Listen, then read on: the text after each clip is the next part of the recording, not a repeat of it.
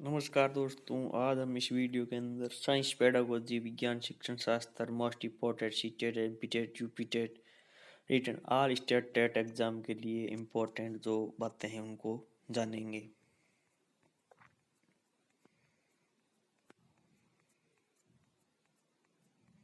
तो शुरू करते हैं विज्ञान शिक्षण। और विज्ञान शिक्षण के अंतर्गत जो पहली बात निकल कर आती है, विज्ञान शिक्षण की जो विधियाँ हैं वो किन के द्वारा कौन सी विधि प्रदान की गई। पाठ योजना या पंचपदी हर्बर्ट। पंचपदी नाम आते ही आपको समझाना है कि हर्बर्ट के बारे में, हर्बर्ट स्पेंसर के बारे में पूछा जा रहा है। इन्होंने पाठ योजना से संबंधित एक विधि दी थी, वो हर्बर्ट थे।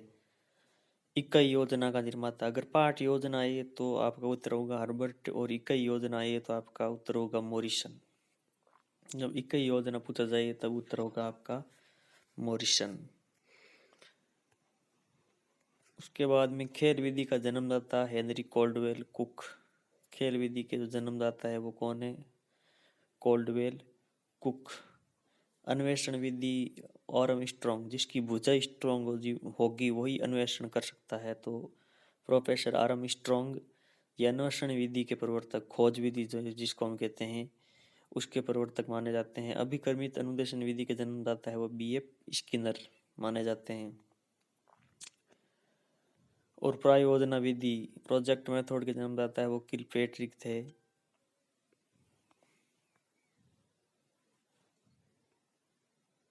इसके बाद में प्रयोगशाला विधि स्वयं करके सीखने के सिद्धांत पर आधारित। जो प्रयोगशाला विधि होती है वो माध्यमिक स्तर के बच्चों के लिए उपयोगी होती है, और उसके अंदर स्वयं करके सीखने के सिद्धांत पर बल दिया जाता है। बच्चा है वो, बालक है वो स्वयं प्रयोगशाला में जाकर कुछ एक्सपेरिमेंट करके खुद करके सीखता है, तो ये स्वयं करके सीखने के आधार पर ये आधारित होती है। पर्यटन विधि विद्यार्थियों को प्रत्यक्ष ज्ञान देने के सिद्धांत पर आधारित होती है।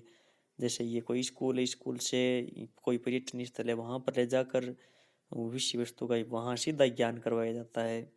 तो ये प्रत्यक्ष ज्ञान देने मतलब डायरेक्ट जो नॉलेज है उसको देने में, उसके सिद्धांत पर आधारित होती है पर्यटन विधि। तो स्काउट और पर्यटन है वो बाल्यावस्था से संबंधित है, ये भी आपको ध्यान रखना है। अवलोकन विधि में छात्र निरीक्षण करने की योग्यता का विकास होता है।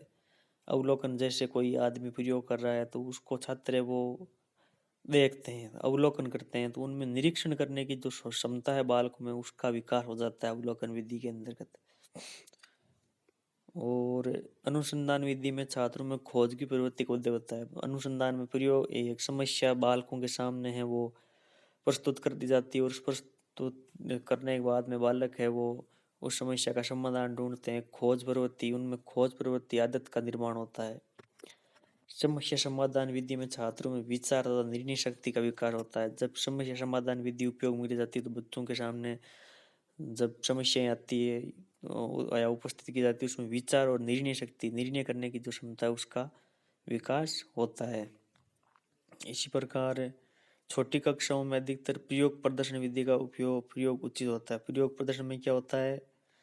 जैसे कोई कक्षा, उस कक्षा में आगे है वो अध्यापक है कुछ प्रयोग करके प्रयोग करता है और उसकी व्याख्या भी करता है, और बच्चे उनको ध्यानपूर्वक देखते हैं। ये शिक्षक केंद्रित विधि होती है। तो जो छोटी कक्षाएं होती हैं उनमें प्रयोग प्रदर्शन विधि का प्रयोग उचित होता है। बड़ी कक्षाओं में प्रयोगशाला विधि का प्रयोग किया जाना उचित है। थोड़ी देर पहले बताया माध्यमिक स्तर के ऊपर प्रयोगशाला विधि का उपयोग करना चाहिए। प्रयोग प्रदर्शन विधि से शिक्षण कराने में बालकों में करके सीखने का गुण का विकास होता है। प्रयोग प्रदर्शन में मतलब बच्चे हैं वो स्वयं इस प्रकार महसूस करके करते हैं कि हम भी कुछ एक्सपेरिमेंट करके हैं वो सीखते हैं, तो करके सीखने गुण का विकास है वो प्रयोग प्रदर्शन विधि के द्वारा होता है।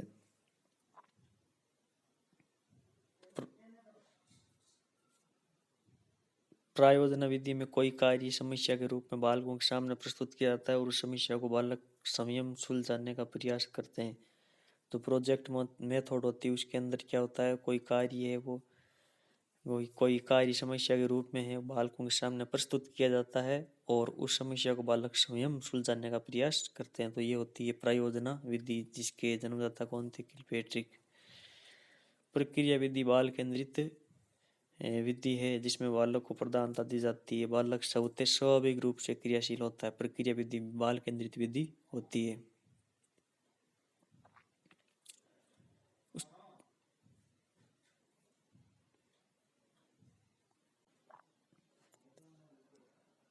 संप्रत्यय किसी देखी हुई वस्तु की मानसिक प्रतिमा है। संप्रत्यय वे विचार जो वस्तु घटनाओं आदि गुणों का उल्लेख करते हैं। संप्रत्यय किसी देखी हुई वस्तु की मानसिक प्रतिमा है। जैसे भाई हम वस्तु को देखते हैं, जैसे हम कोई वस्तु को देखते हैं तो हमारे मन के अंदर एक कॉन्सेप्ट बन जाता है, संप्रत्यय बन जाता है। संप्रत्यय वे विचार है जो वस्तु घटनाओं गुणों आदि का उल्लेख करते हैं। संपत्ति निर्माण में बालक को 5 स्तरों गुजरना पड़ता है। जैसे निरीक्षण करता है, तुलना करता है, पृथक्करण करता है, सामान्यीकरण करता है, परिभाषा निर्माण। सबसे पहले है वो वस्तु का क्या करता है, निरीक्षण करता है। उसके बाद में वो दूसरे वस्तुओं के साथ में उसकी तुलना करता है। फिर वो पृथक्करण करता है विचारों का, और फिर उसके बाद में वो विचारों का सामान्यीकरण करता है, और फिर लास्ट में वो परिभाषा का निर्माण करता है। तो पहले निरीक्षण, फिर तुलना करता है, फिर पृथक्करण करता है, फिर सामान्यीकरण करता है, और परिभाषा निर्माण है वो अंत में की जाती है संप्रत्यय निर्माण में। व्याख्यान विधि सबसे सरल एवं प्राचीन विधि मानी जाती है। इसमें ये व्याख्यान विधि होती है, इसके अंदर जो शिक्षक होता है वो अधिक सक्रिय होता है और बालक निष्क्रिय रहते हैं। ये शिक्षक केंद्रित विधि होती है, बाल केंद्रित नहीं।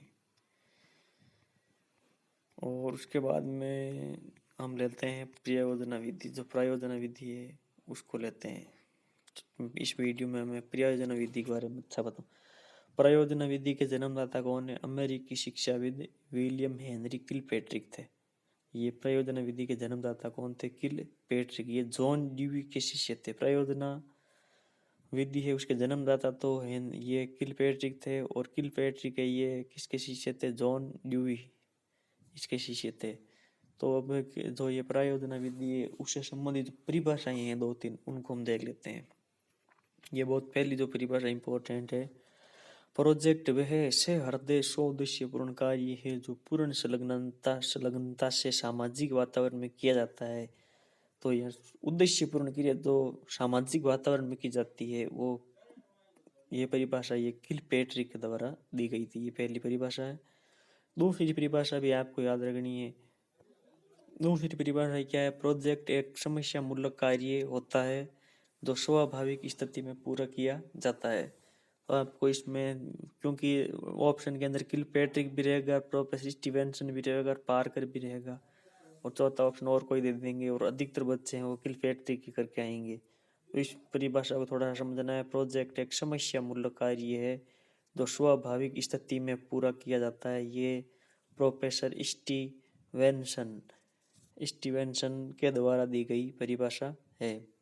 तो यहाँ पर थोड़ा आपको ध्यान रखना है, एक समस्या मूलक कार्य है। ये किसने बताई थी? स्टीवेंसन ने। इसके बाद क्रिया की ऐसी इकाई जिसके नियोजन एवं क्रियान्वयन के लिए छात्र संयम ही उत्तरदायी हो। यह परिभाषा किसके द्वारा दी गई थी?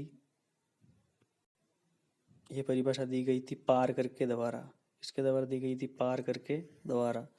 क्रिया की ऐसी इकाई जिसके नियोजन एवं क्रियान्वयन के लिए छात्र स्वयं ही उत्तरदायी होते हैं। यह परिभाषा पार्कर के द्वारा दी गई। 3 परिभाषा हो गई। जब सहज उद्देश्यपूर्ण कार्य पूर्ण संलग्नता सामाजिक वातावरण में किया जाता है तो वो परिभाषा किसकी? किलपैट्रिक की। और प्रोजेक्ट एक समस्या मूलक कार्य है तो ये थी प्रोफेसर स्टीवेंसन की। और क्रिया की ऐसी इकाई जिसका नियोजन एवं क्रियान्वयन के लिए छात्र स्वयं ही उत्तरदायी हो तो वो होगी परिभाषा किसकी? पार्कर की। इसके बाद में इसकी सामान्य बातें जान लेते हैं। इस विधि में कोई कार्य समस्या के रूप में बालकों के सामने प्रस्तुत किया जाता है।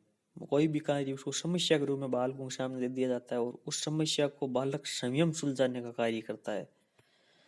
प्रोजेक्ट विद्यार्थियों के वास्तविक जीवन से संबंधित किसी समस्या का हल खोजने के लिए किया जाने वाला कार्य है। जो बालकों को प्रोजेक्ट दिया जाता है वो बालकों के वास्तविक जीवन से संबंधित होना चाहिए। अगर वो वास्तविक जीवन से संबंधित नहीं है तो बालक उससे कुछ नहीं सीख पाएंगे। तो प्रोजेक्ट विद्यार्थियों के वास्तविक जीवन से संबंधित किसी समस्या का हल खोजने के लिए किया जाने वाला कार्य होता है जो स्वाभाविक परिस्थितियों में पूर्ण किया जाता है। नॉर्मल तरीका यानी स्वाभाविक मतलब नॉर्मल कंडीशन के अंदर इसको पूरा किया जाता है। प्रयोजन विधि के चरण कौन कौन से हैं? तो प्रयोजन विधि का जो पहला चरण है वो है परिस्थिति उत्पन्न करना। बालकों के सामने क्या उत्पन्न करेंगे? सबसे पहले परिस्थिति उत्पन्न करेंगे। इसमें बालकों की स्वतंत्रता सबसे महत्वपूर्ण है। बालकों को स्वतंत्र रूप से उनके सामने एक परिस्थिति उत्पन्न की जाती है, यानी कि समस्या उत्पन्न की जाती है, यानी कि एक कार्य सौंप दिया जाता है समस्या के रूप में। उसके बाद में प्रयोजन का चुनाव। प्रोजेक्ट के चयन में शिक्षक का महत्वपूर्ण स्थान होता है। इसमें बालकों की भी भागीदारी होती है और शिक्षक की भी भागीदारी होती है। जो पहले चरण के अंदर परिस्थिति उत्पन्न की थी सामने, उसके बाद में अब सेकंड स्टेप में क्या होगा? बालक है और जो शिक्षक है वो प्रयोजन का चुनाव करेंगे।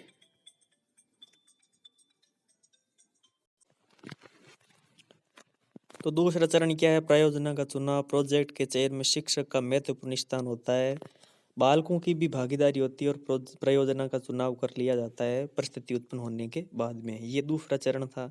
इसके बाद में तीसरा चरण निकल कर आता है। तीसरा चरण क्या है? प्रयोजन का नियोजन। इसके अंतर्गत प्रयोजन का कार्यक्रम बनाना पड़ता है। जब प्रयोजन का चयन कर लिया जाता है उसके बाद में उसमें जितनी भी जो अन्य चीजें हैं उनका समायोजन किया जाता है। इसके अंतर्गत प्रयोजन कार्यक्रम बनाना पड़ता है। उसके बाद में नियोजन करने के बाद में प्रयोजन का उसका क्रियान्वयन किया जाता है। क्रिया मतलब उसको चलाया जाता है प्रयोजन को। इस स्तर पर शिक्षक कार्यक्रम की योजना के अनुसार सभी कार्य छात्रों को आवंटित करता है। और लास्ट जो पांचवा है, प्रयोजन का मूल्यांकन किया जाता है। उसके बाद में जब प्रयोजन खत्म हो जाती है क्रियान्वयन होने के बाद में, तो उसका मूल्यांकन करते हैं कि कहाँ तक सफलता मिली है। उसके बाद में जो लास्ट जो इसका स्टेप होगा वो होगा अभिलेख निर्माण, यानी कि जो आंकड़े प्राप्त हुए उनको कुछ रजिस्टर वगैरह में लिखकर उनको संग्रहित कर लेना। प्रयोजन का अभिलेख निर्माण। इस चरण के अंतर्गत प्रयोजन संबंधी सभी बातों का उल्लेख किया जाता है। तो ये थे। सबसे पहले क्या था कि सबसे पहले परिस्थिति उत्पन्न करना है बालक के सामने। उसके बाद में प्रयोजन का चुनाव करना होता है और उसके बाद में प्रयोजन का नियोजन करना होता है। उसके बाद में प्रयोजन का क्रियान्वयन करना होता है और उसके बाद में प्रयोजन का मूल्यांकन करना पड़ता है। उसके बाद में प्रयोजन का अभिलेख तैयार किया जाता है। तो पिछले जो एग्जाम है उनमें एक प्रश्न आया था कि प्रयोजन विधि के चरण कितने होते हैं? केवल इतने। तो 6 चरण होते हैं, ये आपको याद रखना है। इनका क्रम भी पूछ सकते हैं। सबसे पहले परिस्थिति उत्पन्न करना, उसके बाद में प्रयोजन का चुनाव, उसके बाद में प्रयोजन का नियोजन, फिर क्रियान्वयन करेंगे, फिर मूल्यांकन करेंगे और लास्ट में अभिलेख तैयार करेंगे। अब प्रयोजन विधि के जो गुण है वो कौन कौन से हैं? तो प्रयोजन विधि के गुण, ये मनोवैज्ञानिक सिद्धांत पर आधारित विधि है क्योंकि इसमें बालक सक्रिय रहते हैं, जिसमें छात्रों को स्वतंत्रतापूर्वक सोचने, विचारने, निरीक्षण करने तथा कार्य करने का अवसर मिलता है। बच्चा स्वतंत्र रूप से इसमें कार्य करता है। प्रोजेक्ट संबंधी क्रियाएं सामाजिक वातावरण में पूरी की जाती है, क्योंकि जो परिभाषा थी किलपैट्रिक साहब की उसमें यही तो बात निकल कर आई थी, सामाजिक वातावरण में उद्देश्यपूर्ण क्रिया शहर जैसे की जाती है। इस कारण छात्रों में सामाजिकता का विकास होता है। इस विधि में छात्र स्वयं कार्य करके सीखते हैं, अतः होने वाला ज्ञान है वो स्थायी होता है। जब कोई कार्य करके सीखा जाता है तो वो स्थायी हो जाता है, उसको भूला नहीं जाता। प्रयोजन का चुनाव करते समय छात्रों की रुचियों, क्षमताओं और मनोभावों को ध्यान में रखा जाता है। रुचि के अनुसार अगर प्रयोजन नहीं है तो उसका कोई मतलब नहीं रह जाएगा। तो उसकी क्षमता भी देखी जाती है, भाई ये प्रयोजन है पूरी कर सकते हैं या नहीं कर सकते हैं। रुचि भी देखी जाती है, मनोभावों को भी ध्यान में रखा जाता है। उसके बाद में प्रयोजन विधि के दोष क्या क्या है? तो इस विधि द्वारा सभी प्रकरणों का अध्ययन नहीं करवाया जा सकता। सभी प्रकरण मतलब जो प्रयोजन योग्य है उसी प्रकरण का अध्ययन करवाया जा सकता है। इस विधि में प्रशिक्षित अध्यापक की आवश्यकता होती है। हर कोई अध्यापक है वो इस विधि के द्वारा अध्यापन नहीं करवा सकता। इसमें ये खर्चीली विधि है, टाइम ज़्यादा लगेगी माइन, इस विधि में अधिक समय लगता है। तो ये थी प्रयोजन विधि और आगे भी मैं इस प्रकार के वीडियो है वो लेकर आता रहूँगा। प्रयोजन विधि को ध्यान से पढ़ना, इसमें से क्वेश्चन है वो आते रहते हैं। नमस्कार, जय हिंद, जय भारत।